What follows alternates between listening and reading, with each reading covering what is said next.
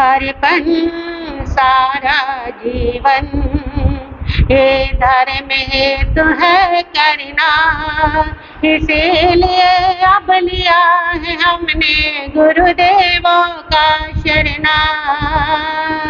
अर्पण सारा जीवन, जीवन का है पुष्प खिला, जो सौर संदौर मिला मिट्टी में मिल जाएगा, सदा न रहने पाएगा।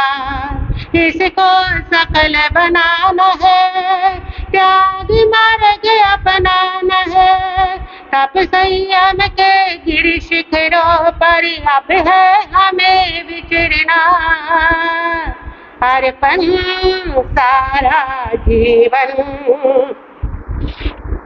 अर्पण सारा जीवन, जितने हैं जग के नाते बनते और बिगड़ जाते, स्वार्थ बिना संबंध नहीं, देखो आँख बसार कहीं, अमर धर्म का नाता है, सबको अमर बनाता है, तप संयम के गिर शिखरों पर अब है हमें विचरना। अर्पण सारा जीवन, अर्पण सारा जीवन ये धर्म हेतु है करना, इसीलिए अब लिया है हमने गुरुदेवों का शरणा। अर्पण सारा जीवन, दुनिया मोह बढ़ाती है, ज्ञान के दीप बुझाती है, दुनिया मोह बढ़ाती है, ज्ञान के दीप बुझाती है, गुरुवर मोह घटाएंगे, ज्ञान के दीप जलाएंगे, कान के काम नहीं छूटेंगे, सारे बंधन टूटेंगे, कान के काम नहीं छूटेंगे, सारे बंधन टूटेंगे, धर्म नाव पाशी कर चाहते भव से पार उतरना। अर्पण सारा जीवन, अर्पण सारा जीवन, बन अति मुक्त दिखाए हम, जीवन मुक्त बनाए हम, बन अति मुक्त दिखाए हम, जीवन मुक्त बनाए हम, संयम में अनुरक्ति हो, ध्रुव जैसी ध्रुव भक्ति हो, संयम में अनुरक्ति हो, ध्रुव जैसी ध्रुव भक्ति हो, शाली भद्र जम्बो स्वामी के बन पाए अनुगामी, शाली भद्र जम्बो स्वामी के बन पाए अनुगामी, गुरुवर कृपा करके भवतम भाव हृदय में भरना। अर्पण सारा जीवन, अर्पण सारा जीवन ये धर्म हेतु है करना, इसीलिए अब लिया है हमने गुरुदेवों का शरणा। अर्पण सारा जीवन।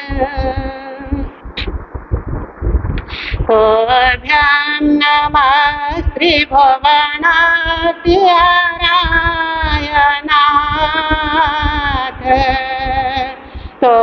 भ्यां नमः क्षितितलामले भूषणाय, भ्यां नमः श्रीजगत परमेश्वराय, भ्यां नमो जिन भवोदधि शोषणाय।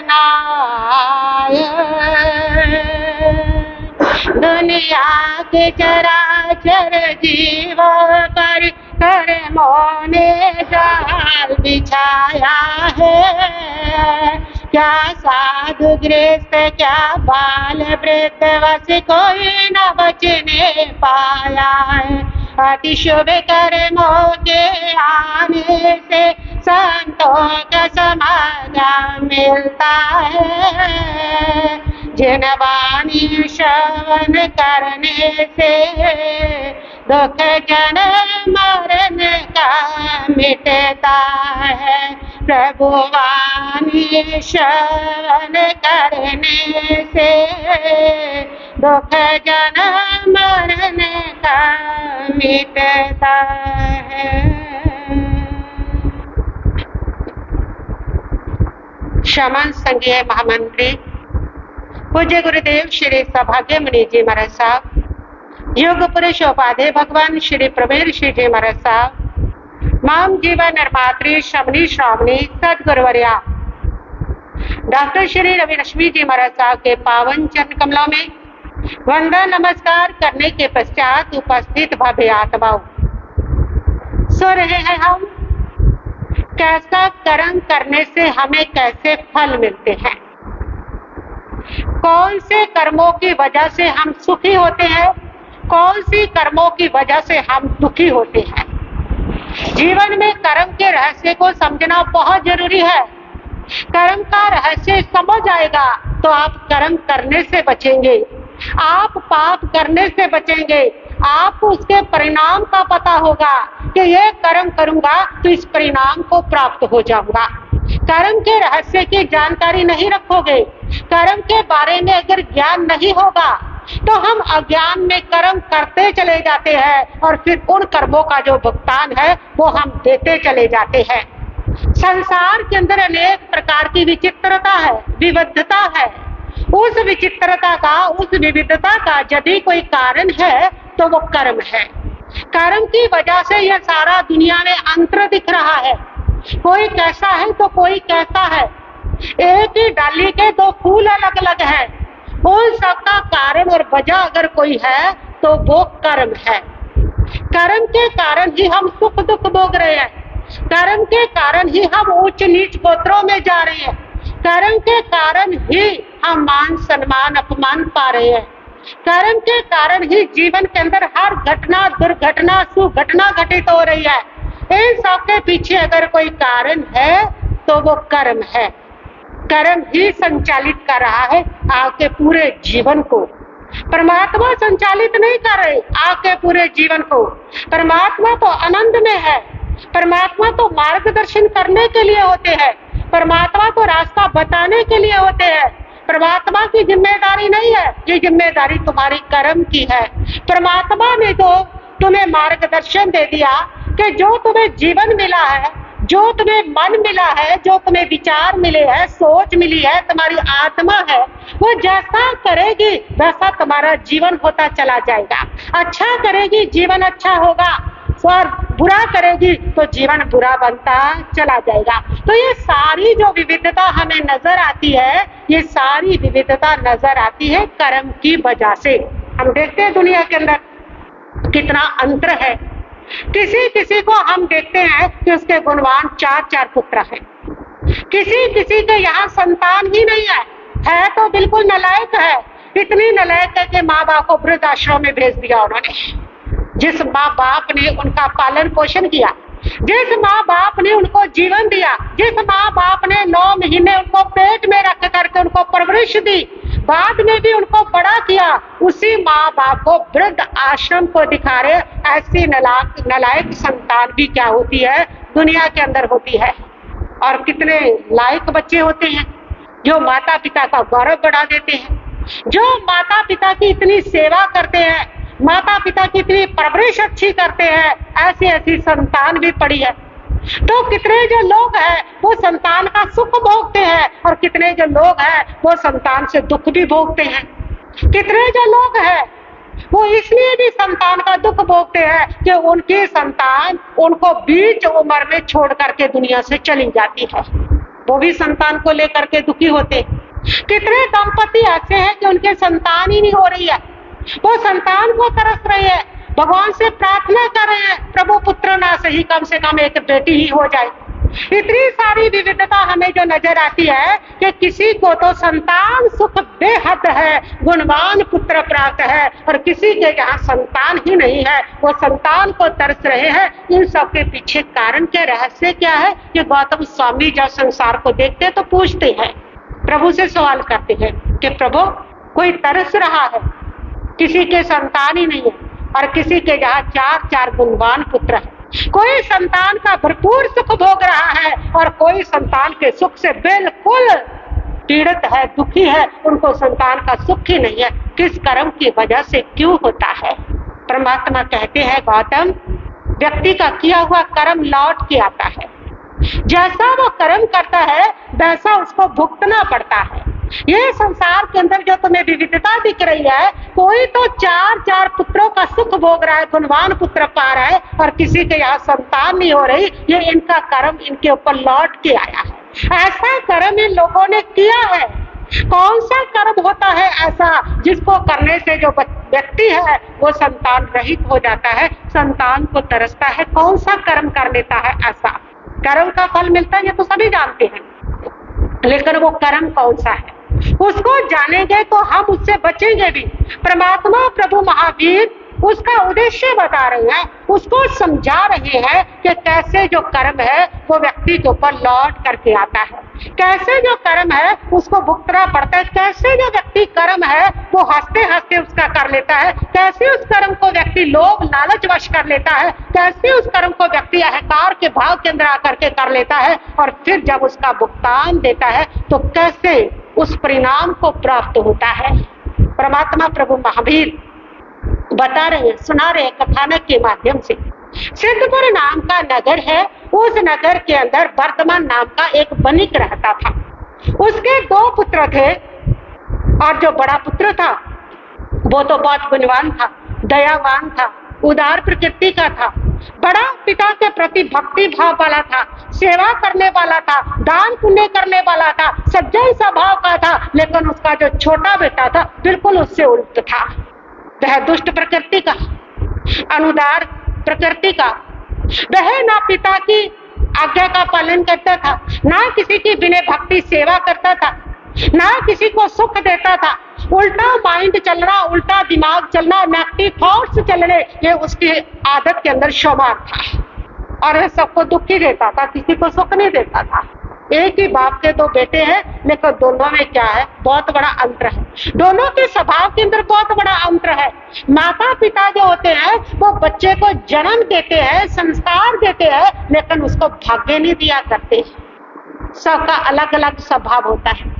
अब एक ही माता पिता के इतना अंतर, माता पिता ने दोनों को संस्कार तो एक ही दिए, घर के वातावरण के संस्कार तो एक ही है, लेकिन दोनों में इतना जो अंतर है, उस अंतर के पीछे अगर कोई कारण है तो वो पूरा संचित कर्म कारण है। जैसे उसके खाते में वो कर्म है, वैसी उसके संस्कार, वैसी उसकी प्रकृति, वैसी उसकी प्रवृत्ति होती चली जाती है। यही कारण होता है कि बहुत श्रेष्ठ माता पिता के भी नालायक बच्चे निकल जाते हैं, और बिल्कुल नशेड़ी माँ बाप के भी लायक संतान निकल जाती है। जरूरी नहीं होता कि जैसे माता पिता है, जैसा उनका वातावरण है वैसा ही बच्चा हो जाएगा, जरूरी नहीं होता। उसके संचित कर्म, पूर्व के कर्म, प्रारब्ध के कर्म, वो भी बहुत महत्वपूर्ण होते हैं। इसीलिए संसार के अंदर हमें ये देखने को मिल जाता है कि कोई कोई माता पिता नशेड़ी है, बिल्कुल नालायक है, और उनके जहाँ पर बड़े बड़े ऐसे महान पुत्र पैदा हुए जिन्होंने गौरव दिलाया, उनको सम्मान दिलाया। और कितने ऐसे देखे हैं कि ऐसे महान माता पिता, उन महान माता पिता के ऐसे नालायक संतान पैदा हुई कि उन्होंने सारा उनका नाम डुबो करके रख दिया। ये अंतर जो है ये पूर्व संचित कर्म के आधार पर होता है। बस यही अंतर उनके अंदर था। दोनों बेटों के अंदर बड़ा बेटा गुणवान था, पढ़ाई लिखाई कर रहा था, पढ़ ले करके अच्छे घर में उसकी शादी होगी, और बड़े बेटे के तो 4 गुणवान पुत्र पैदा होते हैं जो बड़े होशियार है, बड़े इंटेलिजेंट है, आज्ञाकारी है। लेकिन छोटा जो उसके सेठ का बेटा था, उसकी जब शादी की, कई वर्ष बीतने के बावजूद भी उसके यहाँ कोई संतान पैदा नहीं हुई। वो संतान को तरसता था और संतान को पाने के लिए उसने बड़े बड़े उपाय किए। वैद्यों से दवाई ली, बड़े बड़े उसने पाठ करवाए, बड़े बड़े उसने आशीर्वाद लिए महात्माओं से, बड़े बड़े तांत्रिक उपाय किए, टोटके किए, लेकिन कोई भी कामयाब नहीं हुआ। क्योंकि दो प्रकार के कर्म होते हैं, एक निकाचत होता है, एक निदत्त होता है। जो निदत्त कर्म होता है वो तो टूट जाता है, तप जप करने से, साधना करने से, उपाय करने से, टोटका करने से, तकनीक लेने से टूट जाता है। लेकिन जो निकाचत कर्म होता है वो भुगतना ही पड़ता है, वो टूटता नहीं है। ये अंतर उसमें रहता ही है। इसलिए आज के जमाने में आप कहेंगे कि कर्म कैसे काम करेगा। आज तो साइंस ने इतनी तरक्की कर ली है, इतनी तकनीक आ गई है, IVF के द्वारा जिसके संतान नहीं है उसको भी क्या मिल जाती है, संतान मिल जाती है। लेकिन याद रखो ये उन्हीं को मिलती है जिनका निदत्त कर्म है।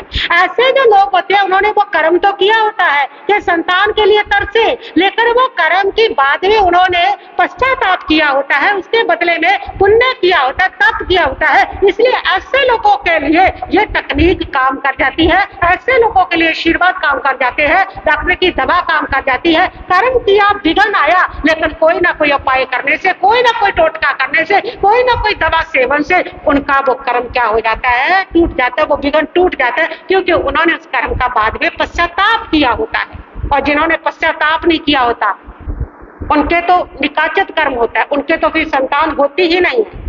और ऐसे लोगों के सामने साइंस भी फेल होती है, ऐसे लोगों के सामने IVF तकनीक भी फेल है। मैंने देखा है 10-10 बार लोगों ने IVF करवा लिया, फिर भी उनको संतान की प्राप्ति नहीं हुई। अगर साइंस के द्वारा ये सब संभव हो सकता होता और कर्म को साइंस मात दे सकती होती, अगर ऐसा हो सकता होता तो आज दुनिया के अंदर इतनी साइंस डेवलप है, कोई भी निसंतान ना होता। लेकिन है, निसंतान है, यहाँ पर साइंस भी फेल है। कितने लोग मेरी नजर में कई बार IVF कराया लेकिन नहीं सक्सेस हुआ, नहीं सफल हुआ। इसको निकाचित कर्म कहा जाता है कि जो निकाचित कर्म तुमने किया, ऐसा कर्म उसका फिर कोई पश्चाताप नहीं, उसका प्रायश्चित नहीं, कुछ भी नहीं किया, वो कर्म जो होता है वो टूटता नहीं, वो भुगतना पड़ता है, वो पक्का कर्म होता है। ऐसे कर्म को कोई देवी देवता, कोई शिवा, कोई भी ऐसे कर्म को तोड़ नहीं सकता। तो वह जो छोटा भाई था उसने बहुत कोशिश की। फिर एक बार वो एक यक्ष के मंदिर में चला गया, वहां पर धरना लगा करके बैठ गया कि मेरे को पुत्र चाहिए, मेरे को संतान चाहिए। 11 दिन का उपवास कर लिया, पानी तक नहीं पिया। उसने उस यक्ष को कहा कि मैं तेरा भक्त हूँ, प्राण दे दूंगा, लेकिन जब तक वरदान नहीं मिलेगा पुत्र का तब तक यहाँ से उठूंगा नहीं। यक्ष प्रकट हुआ 11वें दिन, जब उसके 11 दिन व्रत हुए, उसने प्रकट होकर के कहा कि मेरे भाई तेरे भाग्य में संतान नहीं है। उसने कहा तुम सब कुछ कर सकते हो, तुम्हारे हाथ में, मेरे भाग्य में नहीं है तो तुम दे दो, अपनी कृपा से दे दो। बहुत सारे लोग मुझे भी आके कह देते हैं, जब उनको कहती हूँ कि तुम्हारे भाग्य में नहीं है तो वो कहते हैं भाग्य तुम्हारे हाथ में है, तुम कर दो, तुम्हारे पास जो है तुम करो। तो भाग्य ही उसने जवाब दिया कि भाग्य तुम्हारे हाथ में है मेरा, तुम कर दो, तो मेरे को वरदान दो, जैसे मर्जी दो, नहीं तो मैं यहाँ से जाऊंगा नहीं, प्राण त्याग दूंगा। उस यक्ष ने कहा कि देखो जो कर्म होते हैं ना उसके आगे तो भगवान की भी नहीं चलती, उसके आगे किसी देवी देवता की नहीं चलती। तुमने ऐसा कर्म किया, तुम्हारे संतान नहीं हो सकती, और अगर मैं देवी दूंगा तुम उसका सुख नहीं भोगोगे। उसने कहा वो बात की बात है, तुम पहले दो, बाद में देख लेंगे सुख भोगना या नहीं भोगना। नहीं भोगेंगे तो ना भोगेंगे, तुम क्या दे दो, संतान के। ये करते हैं लोग, जो भाग्य में नहीं है उनको भी पाने का हम प्रयास करते हैं। लेकिन मैंने देखा है कि जो तुम्हारे भाग्य में नहीं है उसको अगर तुम जबरदस्ती से ले भी लेते हो, जिदोजहद करके तुम उसको अगर प्राप्त भी कर लेते हो तो उसका कभी सुख नहीं मिला करता।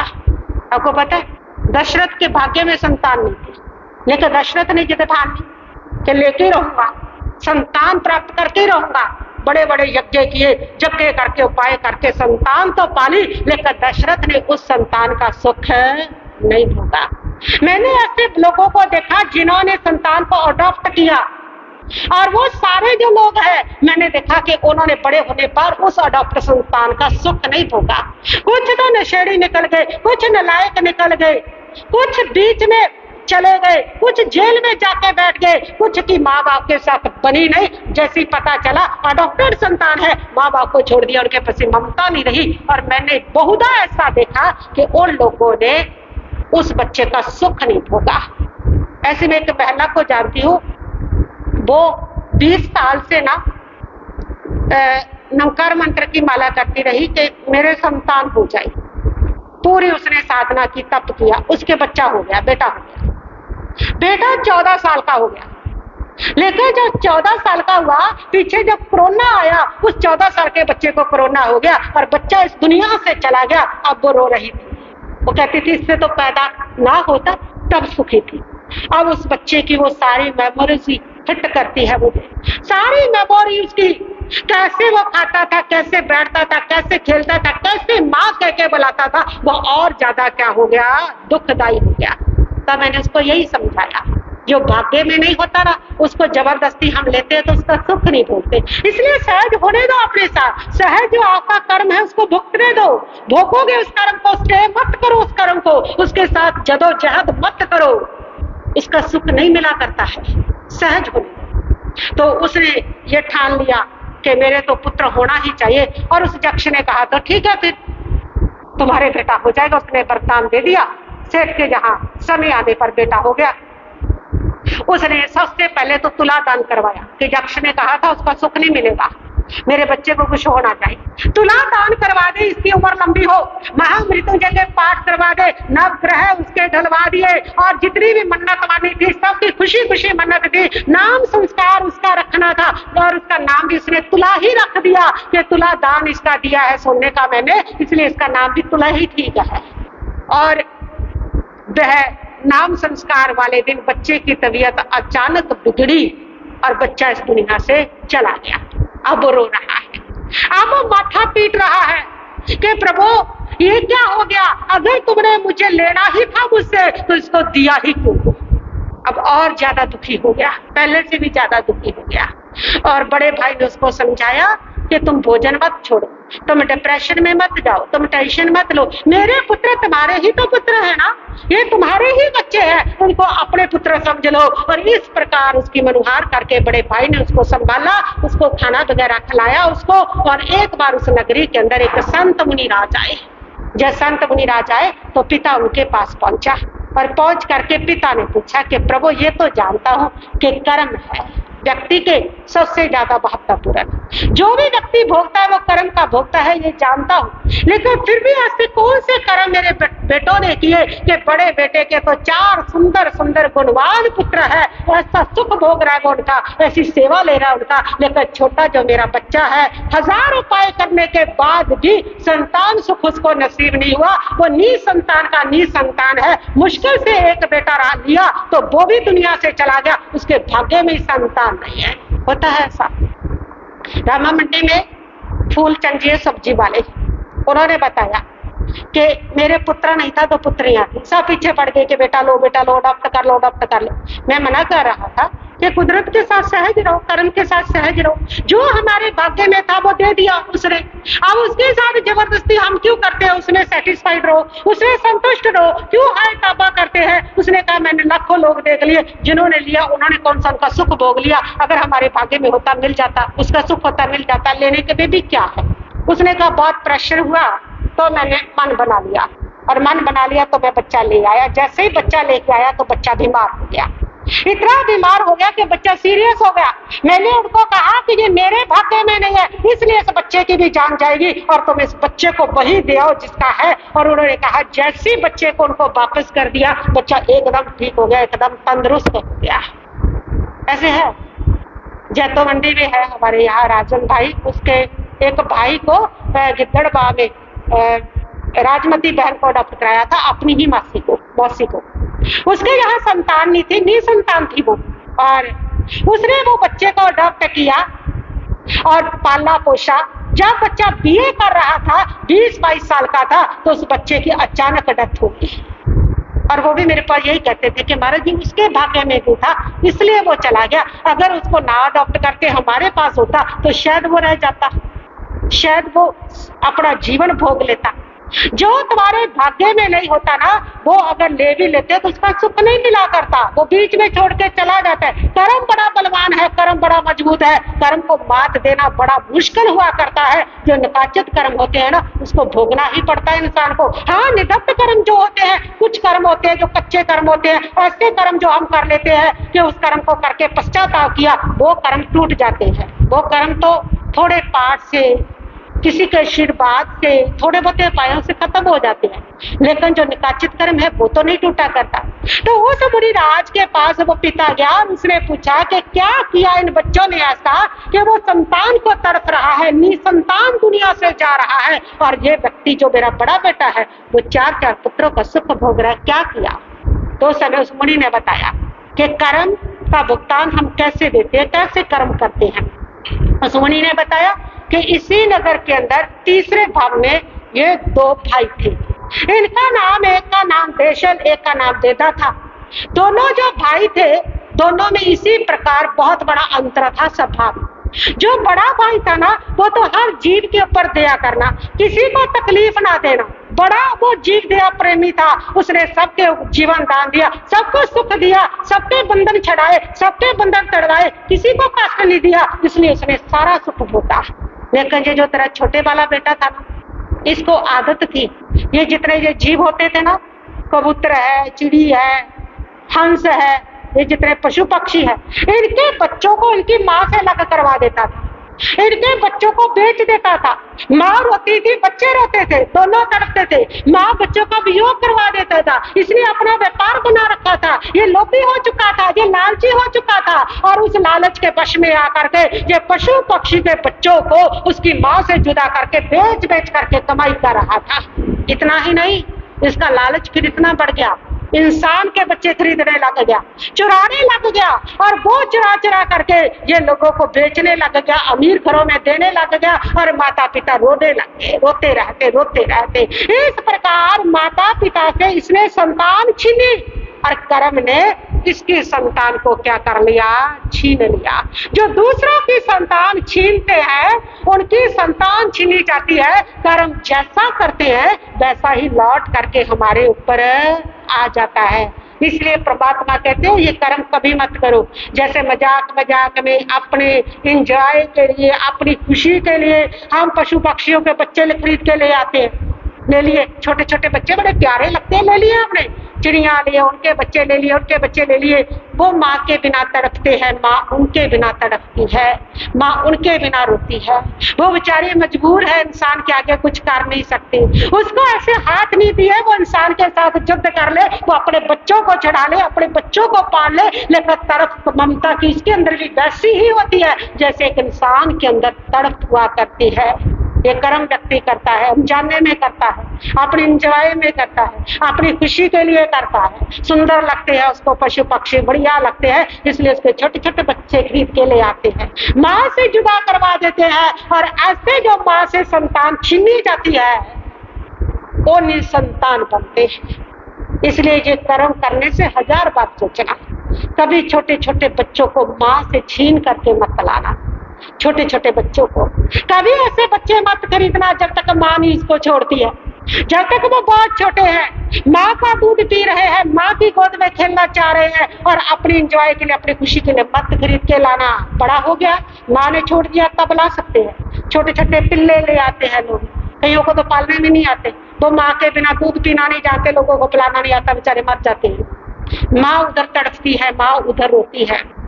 कितने लोग लालच में छोटे छोटे बच्चे बछड़ियां बेच देते हैं, लालच में, पालते नहीं है, ऐसे ही गाय दूध दे देगी। इधर माँ तड़पती है, उधर बच्चे तड़पते हैं। जो इस प्रकार के कर्म करते हैं वो अज्ञान के वश में होकर के करते हैं, लेकिन वो लोग इस कर्म को इस प्रकार भुगतते हैं कि दुनिया में निसंतान रहते हैं, निसंतान जाते हैं, और उनको संतान की कभी क्या नहीं होती है? प्राप्ति नहीं होती है। अगर जो भी निसंतान है ना, उनका हल ही यही है कि पूर्व में जो कर्म उन्होंने ऐसा किया, कि उन किसी के बच्चों को उन्होंने उनकी माँ से जुदा करवाया, छीना, किसी की संतान को, तो वो उन कर्मों का सिर्फ पश्चाताप करे, प्रायश्चित करे कि प्रभु पूरे भव में अगर मैंने ये कर्म किए इसलिए मेरे संतान नहीं हो रही है ना, तो मैं उसका पश्चाताप करता हूँ। रोज रोज प्रायश्चित करे, रोज रोज पश्चाताप करे, तो हो सकता है बंदा कर्म टूट भी सकता है। अगर वो निदत्त कर्म हुआ तो परमात्मा प्रभु महावीर यही बता रहे हैं कि जो लोग इस प्रकार के कर्म करते हैं वो लोग इस प्रकार का जो दुख है वो भोगा करते हैं, उसका जो फल है वो भोगा करते हैं। इसलिए जीवन के अंदर कभी भी ऐसी गलती, ऐसा कर्म मत करना। कभी किसी बच्चों को सुंदर लग रहे हैं इसलिए अपने घर पे ले आए, मेरे बच्चे खेल लेंगे, इसको देख के खुश होंगे, इसलिए उसको उठा करके ले आई और वो बात तड़प रही है, ऐसा कर्म कभी मत करना। ये कर्म निसंतान के रूप में हम भुगतते हैं। तो परमात्मा प्रभु महावीर कहते हैं ये कर्म जो है ये बड़े बलवान होते हैं, जैसा करते हैं वैसा ही हमें इसका परिणाम भुगतना पड़ता है, उसी रूप में हमें इसको देना पड़ता है। इसलिए सोच करके अपने जीवन में कर्म करें, ये कर्म जीवन में लौट के आएगा, वापस आएगा। जैसा किया है वैसा ही दुख दे करके जाएगा, जैसा किसी को दिया है वैसा ही ये तुम्हारे से आकर के वापस अपना मिलेगा। इसलिए जब भी कर्म करें 1000 बार सोचें, कर्म की नॉलेज रखें, कर्म के बारे में सुने, ताकि आप उस कर्म को करने से बच सके और उन महान दुखों से भी बच सके। तो हो गया घड़ी में समय, आप लोग आए हैं, बहुत बहुत साधुवाद है। औरों को भी प्रेरित करें। कुछ लोग पहले आ रहे थे, मेरा गर्मी के कारण थोड़ा वो हो रहा है, तो टाइम चेंज करना है तो वो देख सकते हैं, गर्मी बढ़ रही है, धूप बढ़ रही है, टाइम क्या पहले करना है 9 से 10, 9 से 10 कर लेते, 9 से 10 थोड़ा सा टाइम जल्दी हो जाएगा, तो क्योंकि धूप गर्मी भी बहुत बढ़ रही है। अगले संडे 9 से 10 रहेगा। बस 2-3 प्रवचन शायद आपके पास आए, 6-7 प्रवचन आएंगे, क्योंकि जुलाई के फर्स्ट वीक में मुझे यहाँ से बिहार करना है, जाना है, फिर दिसंबर में वापस आना होगा। तो इस प्रकार 5 महीने के लिए एक बार यहाँ से विदा लूंगी मैं। तो जितना भी समय है उसका लाभ उठाएंगे। भजन की पंक्तियां मेरे साथ गुनगुनाएंगे। मीठे लागे दिगुरा दीवानी, मीठे लागे दिगुरा दीवानी, ओ वेले अमृत, ओ वेले अमृत दे, मीठी लागे दी पुन जन्म जन्म दा होवे, पुन जन्म जन्म दा होवे, दर्श गुरादा होवे, के मुक्ति तेरा लबदी, के मुक्ति तेरा लबदी, मीठी लगदी, मीठी लगदी गुरा दीवानी, ओ बेले अमृत दे, ओ बेले अमृत दे, मीठी लगदी, मुक जांदी आचरा सीढ़िया बाटा, मुक जांदी आचरा सीढ़िया बाटा, मुझे जांदी पाप दिया लाटा, आनंद वाली गंगा वागदी, आनंद वाली गंगा वागदी, मीठे लगदी, मीठे लगदी गुरा दीवानी, ओ वेले अमृत दे, ओ वेले अमृत दे, मीठे लगदी, सुन सुन के गुरा दीवानी, सुन सुन के गुरा दीवानी, लखा तारे जगत दे प्राणी, और सच्चे मुझे सारा बदी, और सच्चे मुझे सारा बदी, मीठे लगदी, मीठे लगदी गुरा दीवानी, ओ वेले अमृत दे, ओ वेले अमृत दे, मीठे लगदी, जिन ज्ञान अंदर हो जावे, जिनो ज्ञान अंदर हो जावे, ओनो दारे ना बात तो